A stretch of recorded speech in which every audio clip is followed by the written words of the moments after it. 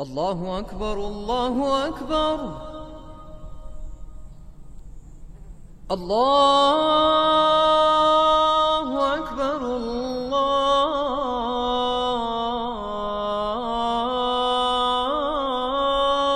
أكبر. Bismillahirrahmanirrahim. Louange à Allah, nous le glorifions, nous lui demandons son aide et implorons son pardon. Nous croyons en lui et en lui nous plaçons notre confiance. Nous cherchons protection auprès de lui contre tout mal venant de nous-mêmes et contre les méfaits de nos mauvaises actions. Celui qu'Allah guide, personne ne peut l'égarer, et celui qu'Allah égare, personne ne peut le guider. Le prêche d'aujourd'hui traite le sujet de l'importance du mariage en islam. L'islam a légiféré et réglementé le mariage. Il a même fortement encouragé les hommes et les femmes à s'unir par ce pacte sacré. Le mariage, faisant partie de la nature humaine, est à l'origine de la pérennité de l'humanité. Allah a étendu cette union mâle-femelle à toutes les espèces vivantes pour assurer leur reproduction et leur multiplication. Allah a dit dans Surat Az-Zariyat, verset 49, « Et de toutes choses, nous avons créé deux éléments de couple, peut-être vous rappellerez-vous. » Il a dit aussi dans Surat Yasin, verset 36, « Louange à celui qui a créé tous les couples de ce que la terre fait pousser, d'eux-mêmes et de ce qu'ils ne savent pas. » Allah a donc fait du mariage un moyen de reproduction et de multiplication de l'espèce humaine. Toutefois, il a mis en garde contre les graves conséquences que les humains subiront si cet instinct naturel se déchaîne et échappe à la raison et au contrôle. Les versets et hadiths montrant la recommandation religieuse du mariage sont nombreux. Nous citons à titre d'exemple le verset 3 de Surat An-Nisa, où Allah dit « Si vous craignez, en épousant des orphelines, de vous montrer injuste envers elles, sachez qu'il vous est permis d'épouser, parmi les femmes de votre choix, 2, 3 ou 4 épouses.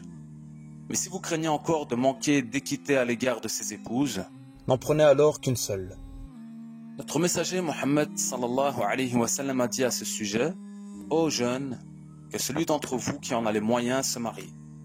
Ça l'aiderait à baisser le regard et à préserver sa chasteté. Que celui qui n'en a pas la possibilité pratique le jeûne, car cela sera pour lui un bouclier. » Dans un autre hadith, le prophète Mohammed sallallahu alayhi wa sallam incite les musulmans à se marier en disant « Mariez-vous, multipliez-vous. » Ces hadiths, ces versets coraniques et tant d'autres incitent les musulmans à se marier. Le mariage est un ordre divin et une sunna de tous les prophètes. La réticence des jeunes au mariage est une chose prohibée en islam. Tous les ulama, depuis l'époque du prophète Mohammed sallallahu alayhi wa sallam jusqu'à nos jours, sont unanimes à ce sujet. Les compagnons du prophète, qu'Allah les agrée, respectaient scrupuleusement cette sunna. Abdullah ibn Mas'ud radiallahu anhu a dit « Même s'il me restait que 10 jours à vivre, je me marierais de peur de la sédition, al-fitna. » Abdullah ibn Abbas radiallahu anhu a dit aussi « La spiritualité d'un fervent croyant n'atteindra sa plénitude que s'il se marie. » La grande valeur du mariage et ses bienfaits étant confirmés par l'islam, il est du devoir de tout musulman de faciliter le mariage pour les jeunes, garçons ou filles. Ce lien sacré les protégerait des péchés et de toute infraction de la loi divine.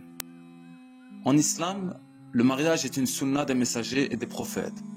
Allah dit dans Surat Ar-Ra'd, verset 38, « Et nous avons certes envoyé avant toi des messagers et leur avons donné des épouses et des descendants. » Il s'agit aussi d'un don d'Allah et d'une grâce divine. Dieu dit dans Surat An-Nahl, verset 72, « Et Allah a créé, à partir de votre âme, des époux, et à partir de ces époux, des enfants et des petits-enfants. » Dans le Coran, Allah cite le mariage aussi comme étant un signe de sa belle création. Il dit dans Surat Ar-Rum, verset 21, « Et parmi ces signes, il a créé de vous, pour vous, des épouses, pour que vous viviez en tranquillité avec elles, et il a mis entre vous de l'affection et de la bonté.